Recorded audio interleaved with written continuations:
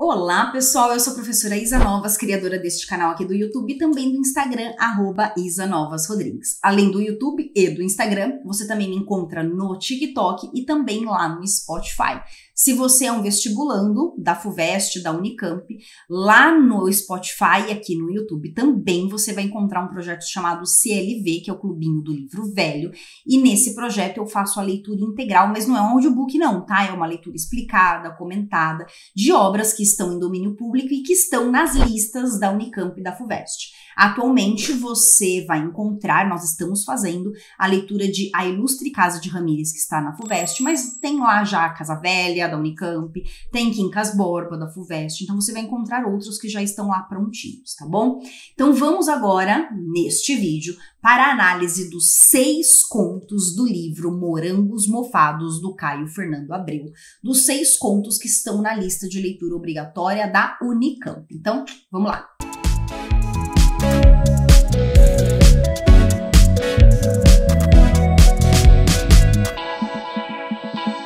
E para você que é vestibulando da FUVEST e da Unicamp, você também vai encontrar, os links estão aqui embaixo ou no QR Code aqui na tela, você vai encontrar material de estudo, gente, análise, e-book, uma análise bem completa das obras que estão nas listas desses vestibulares, FUVEST e Unicamp, e tem outros também, tá bom? Dá uma olhadinha lá. Entra nesse link e você vai ver todos os materiais disponíveis. E nesse material tem lá a análise completa da obra, bem detalhada. No caso de Morangos Mofados, tem a análise dos 6 contos cobrados e também questões de vestibulares anteriores. Todos os materiais têm isso, tá? Essas questões de vestibulares anteriores e gabarito comentado.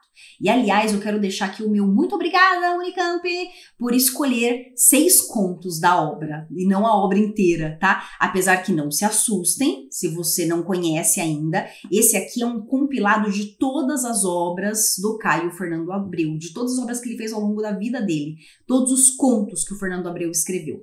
O livro Morangos Mofados, ele é bem menorzinho, é um dos livros desta coletânea, tá? Agora, dentro do livro Morangos Mofados, há diversos contos e a Unicamp escolheu 6 pra gente. Então é sobre isso que a gente vai falar aqui, tá bom? Nós vamos então trabalhar a análise desses 6 contos e vou apresentar tudo bem detalhadamente aqui pra você. Então vamos iniciar agora. Os 3 primeiros contos selecionados pela Unicamp estão dentro de uma parte chamada mofo.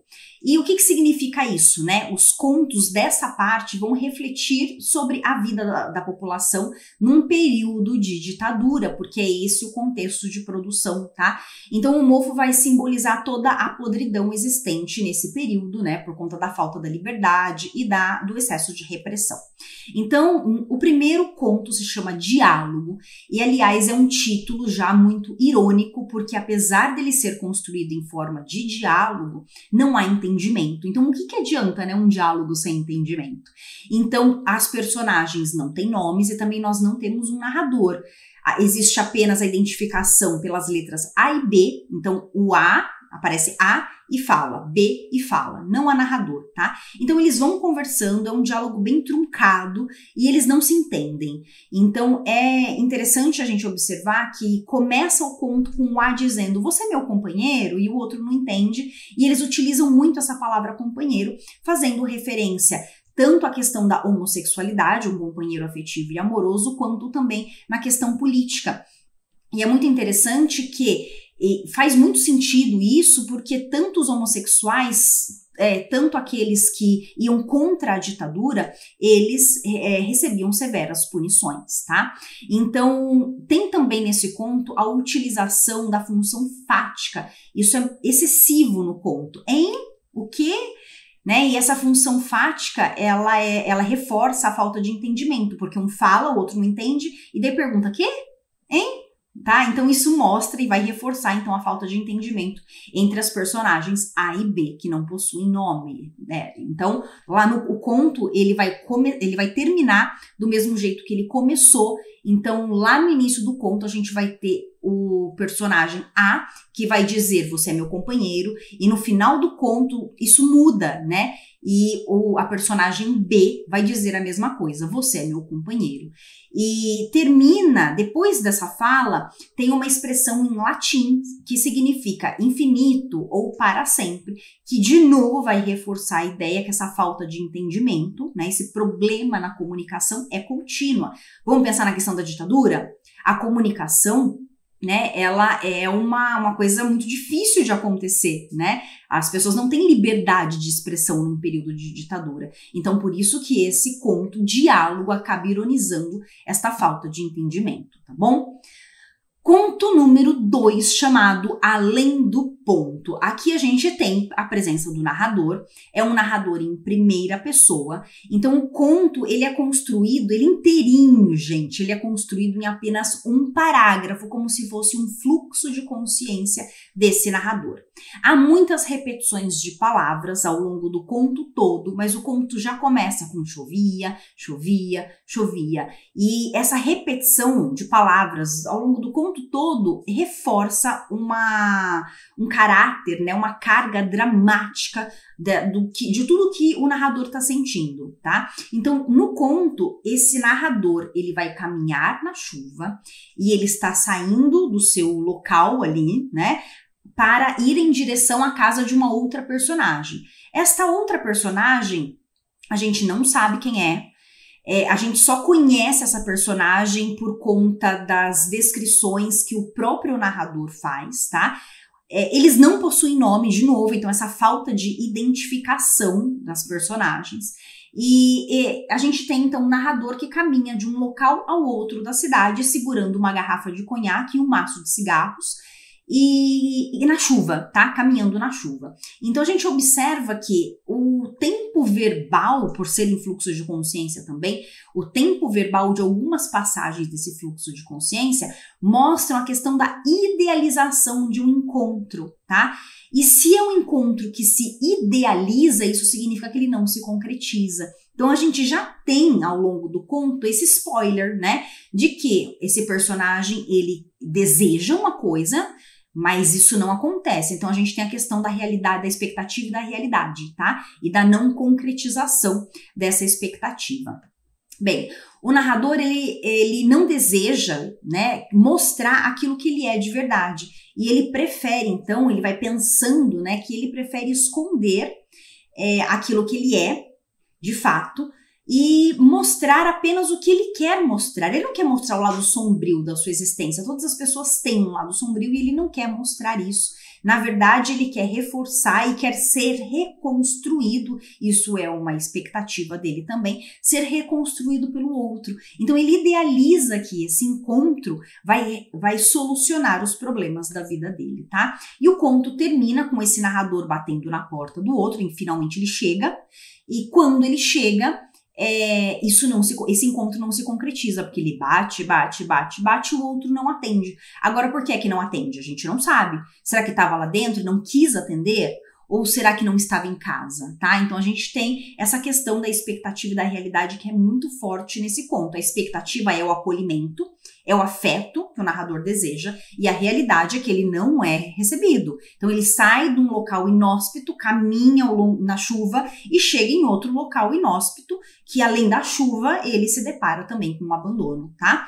E de novo a gente tem a repetição, né, da palavra aqui no final do conto, batendo na porta, né, para reforçar essa carga dramática do conto. Conto número 3 da parte mofo, o título é Terça-feira Gorda. Bem, esse conto, gente, também temos aqui um narrador em primeira pessoa. Essa terça-feira gorda simboliza a terça-feira de carnaval. Carnaval é época de música, barulho, então eles estão ali, né, os personagens numa festa de carnaval, dançando, com música alta, tá? E carnaval é símbolo, aqui no Brasil, de liberdade, certo? Então, o rapaz que tá ali nessa festa de carnaval, ele consente a aproximação de um outro rapaz. Então, esse conto vai fazer referência a homossexualidade. Então eles começam a dançar juntos, tem uma questão ali de uma sensualização, de um desejo que surge entre eles ainda não se conheciam, mas eles estão ali aproveitando aquele momento, tá? Sabemos que são 2 homens, mas eles também não têm nomes, né? E a música tá alta, tem um excesso de barulho e eles não conseguem se comunicar direito também. Então aqui também aparece a questão da falta de comunicação. Eles precisam gritar, né, para poder, para que um possa escutar o outro. Bem, também nessa festa há referência a consumo de drogas. Num primeiro momento, eles consomem algumas pílulas, depois, num segundo momento, eles consomem provavelmente cocaína, porque é uma droga inalada, né? Mas a gente percebe que esta aproximação entre eles acaba gerando uma hostilidade pelo consumo de drogas. Não é isso, as pessoas não se escandalizam com isso.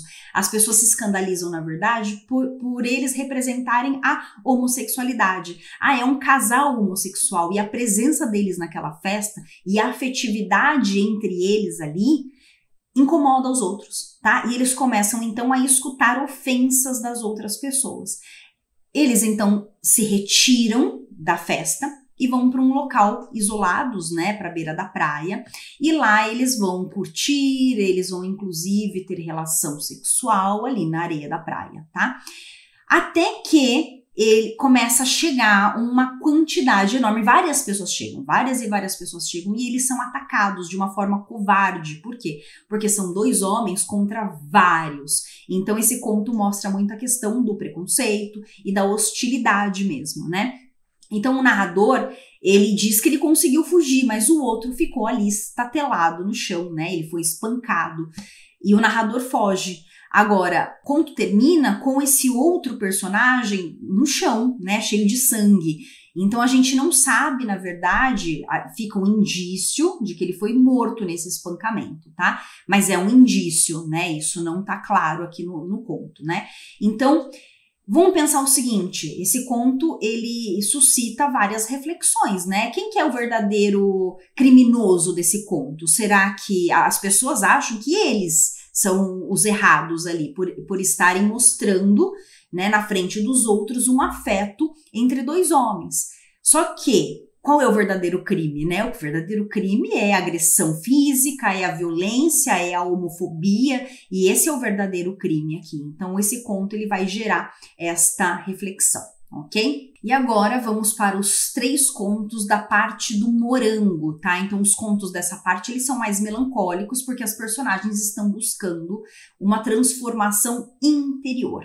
Então, o primeiro conto dessa parte, o título é Pera, Uva ou Maçã, que faz referência àquela brincadeira que eu conhecia quando era jovem, de pera, uva, maçã ou salada mista, né? Mas aqui é só pera, uva ou maçã. A pera é um aperto de mão, a uva um abraço e maçã é o beijo na boca, tá? Então, a gente tem aqui um narrador em primeira pessoa e esse narrador é um psicanalista e que está atendendo uma paciente, né, uma mulher.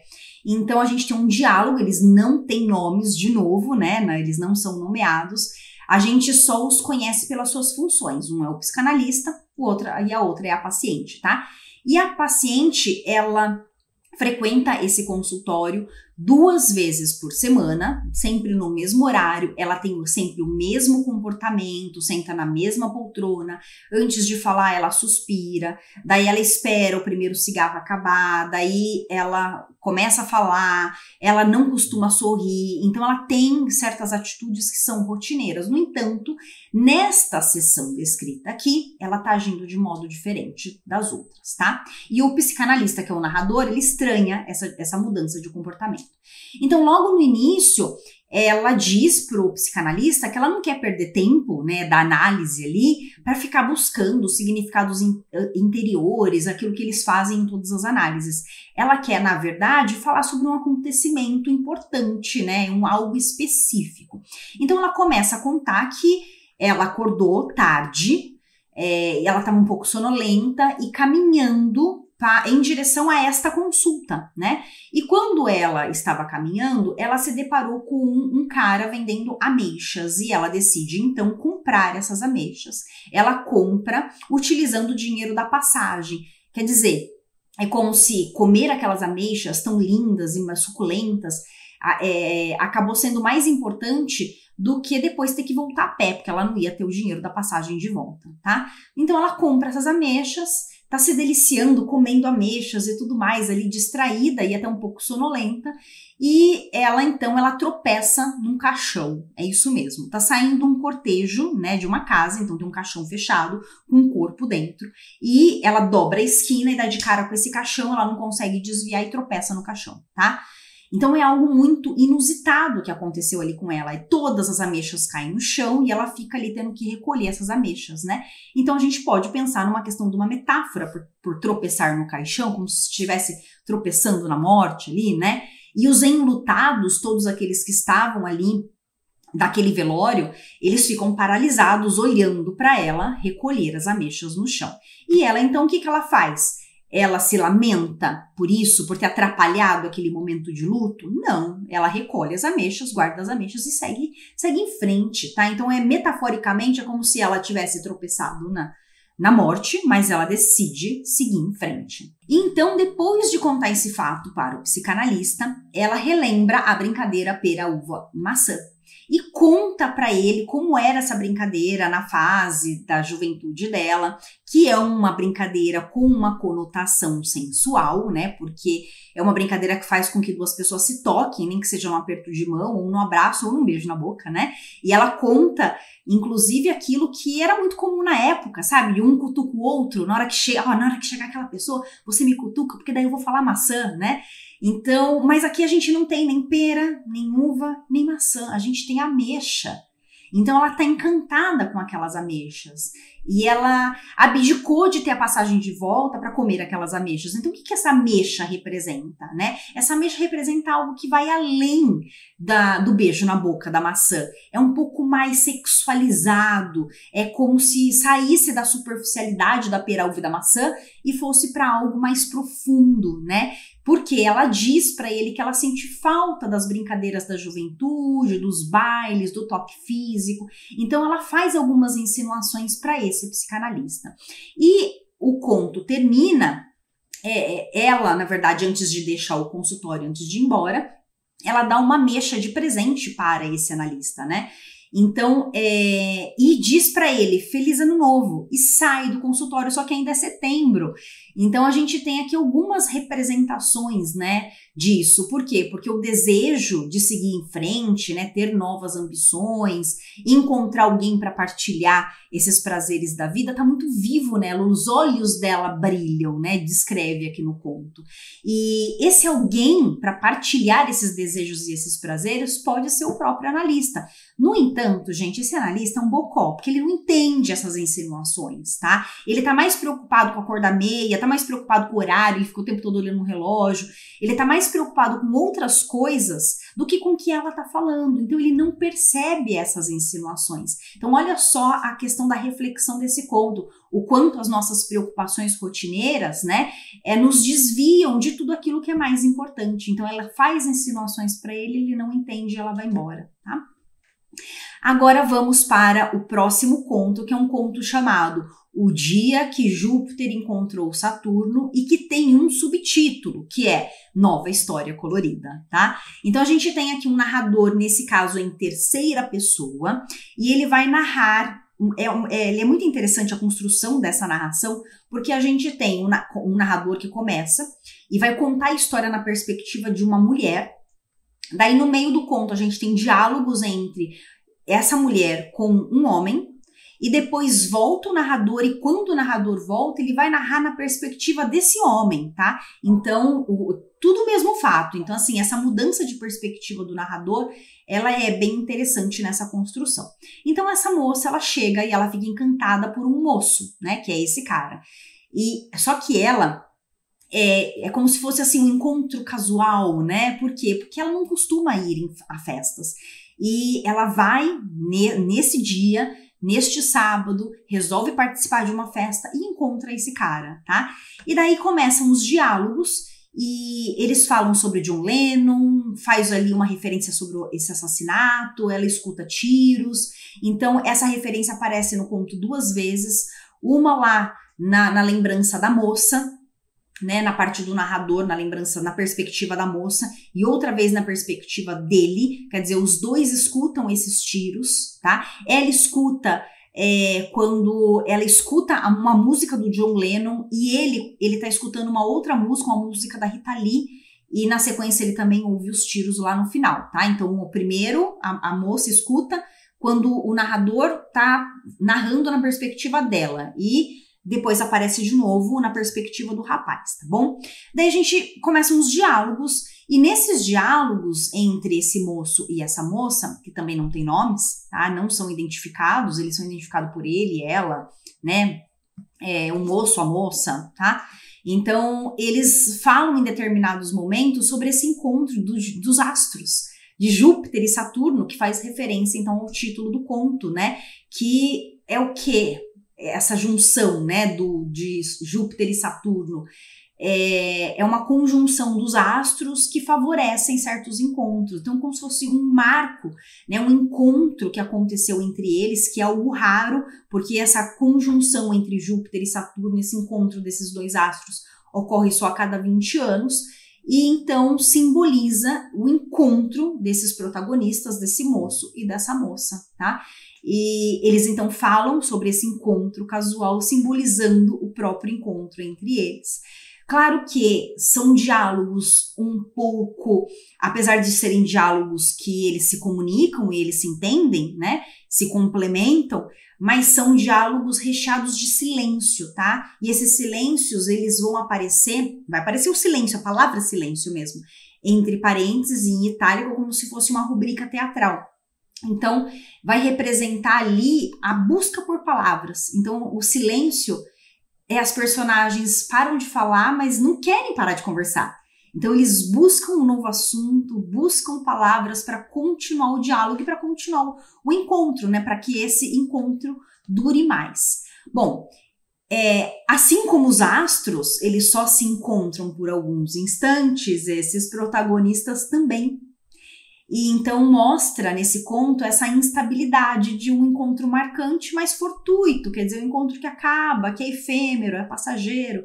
E o narrador, ele volta então, depois desses diálogos, e na perspectiva do rapaz, como eu falei para vocês, as descrições são muito semelhantes ao início do conto, então tudo aquilo que foi narrado na perspectiva dela, o narrador narra na perspectiva dele, e ele vai embora e ela fica na janela olhando ele ir embora. E ela aceita, e ele também, os dois aceitam, que na verdade cada um precisa seguir esse caminho. Foi um encontro marcante, foi um encontro importante, foi um diálogo que vai ficar marcado neles pro resto da vida, né? E eles vão lembrar disso, né? Vai ecoar neles por muito tempo aquele diálogo, né? Aquele encontro. No entanto, cada um precisa seguir o seu rumo. Então é um conto que vai falar sobre os encontros e os desencontros da vida, que é algo muito natural e muito comum, né? E vamos agora então para o último conto selecionado pela Unicamp, chamado Aqueles Dois, que também tem um subtítulo que é História de Aparente Mediocridade e Repressão. É um conto dividido em partes, então é como se dentro desse conto a gente tivesse alguns capítulos, tá? Então nós temos um narrador em terceira pessoa que vai contar a história de dois colegas de trabalho. Aqui eles têm nome, olha só que interessante. O Raul e o Saul. Então a gente, uma letrinha que muda o R pelo S, né? Então o Raul, ele tem 31 anos, e vem de um casamento fracassado, não tem filhos.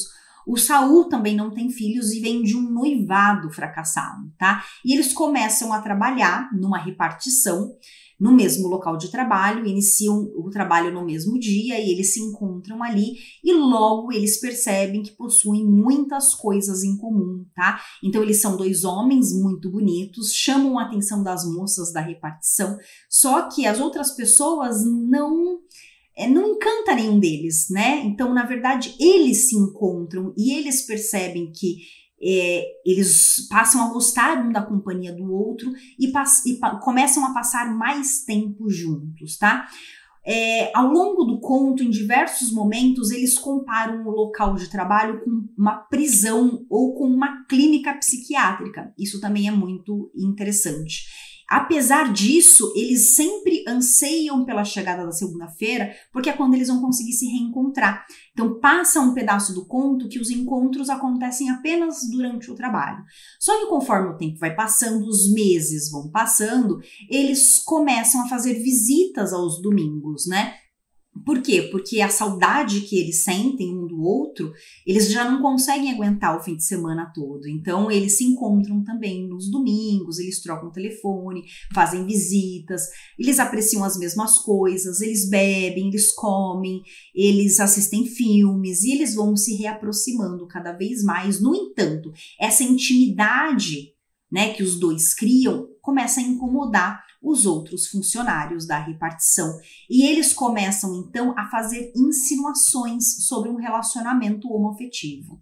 Num determinado momento do conto, a mãe do Raul morre e ele precisa ficar alguns dias fora. E o Saul, como fica sozinho ali na repartição, naquele local de trabalho por alguns dias, ele fica desorientado com essa ausência, tá? E quando o Raul retorna, tem um marco muito importante, porque eles se abraçam, eles se tornam ainda mais íntimos, porque começa a existir o toque também, né? Até que chega num determinado momento do conto, o Saul e o Raul são demitidos. E o motivo é que tinha algum funcionário ali, né, da repartição que estava escrevendo cartas anônimas para o chefe falando sobre a relação amorosa entre eles. Então a gente tem a questão da homofobia aqui, do preconceito. Então, e o chefe diz para eles, a gente precisa manter, nessa demissão é importante porque eu preciso manter aqui a moral e os bons costumes, né? Eu preciso prezar por isso aqui nesse local de trabalho. E os dois, então, são demitidos, eles arrumam as coisas deles ali em caixas, né? E descem aquele prédio e vão embora, tá? Então é muito interessante que nessa partida eles olham para trás e olham para esse local de trabalho e eles de novo falam da prisão e da clínica psiquiátrica, tá? Então é como se, relacionando a prisão, né, os outros trabalhadores que são ali sujeitos sociais, né, eles aceitam essas regras, aceitam e vivem, né, essas regras impostas pela sociedade e não questionam essas regras. Então eles estão presos, é uma analogia, é uma metáfora, né? Eles estão presos a essas regras, tá? E, inclusive, passam a ser fiscais destas regras na sociedade, tá? E quando faz a comparação da clínica psiquiátrica, a gente pode pensar assim, né? Será que os loucos da sociedade são aqueles que vivem os seus desejos, vivem as suas vontades, né? Aqueles que questionam as coisas? Ou será que os loucos da sociedade são aqueles que estão preocupados mais com a vida alheia e não cuidam da própria felicidade? É um ponto de reflexão importante, tá? E o conto termina com esses funcionários indo embora da repartição e o narrador afirma que os outros que ficaram serão os infelizes, né? Por quê? A infelicidade dos outros funcionários da repartição mostra que, na verdade, os protagonistas, o Raul e o Saul, apesar de serem vítimas da sociedade, sofrerem as consequências disso porque foram demitidos, né? Eles conseguem viver a tão sonhada liberdade, viver os seus desejos, tá? Então, o título, Aqueles Dois, é uma forma pejorativa que a sociedade fala a respeito deles, né? Aqueles dois ali, né? Então, mostra uma certa segregação, um preconceito, né? E o subtítulo também é importante porque fala sobre a mediocridade e a repressão, e a gente entende que essa mediocridade está nos outros, nos funcionários, e a repressão é a punição que esses protagonistas sofrem, porque eles são demitidos. Mas apesar disso, eles vão embora juntos, né? E quando eles vão embora juntos, reforça a ideia de que serão felizes, enquanto os outros que ficam cuidando da vida alheia, não, tá? Gente, finalizamos a análise, então, desses 6 contos. Se vocês querem um pouquinho mais, eu indico que vocês adquiram um material de estudo, o link tá aqui embaixo. E nesse material de estudo, então, você vai ter a análise completa dos 6 contos, questões de vestibulares anteriores e gabarito comentado. Deixa a sua curtida aqui e para ajudar na continuação desse projeto e dessa entrega que eu faço aqui no canal, por favor, quem puder, assine a área de membros do YouTube. essa área de membros é uma maneira de você ajudar no financiamento do canal. E, gente, é um valor, ó, vai lá dar uma olhadinha, tão baratinho e você ajuda tanto. E deixo aqui, então, a minha gratidão para todos que já contribuem. Beijão, tchau, tchau e até o próximo vídeo.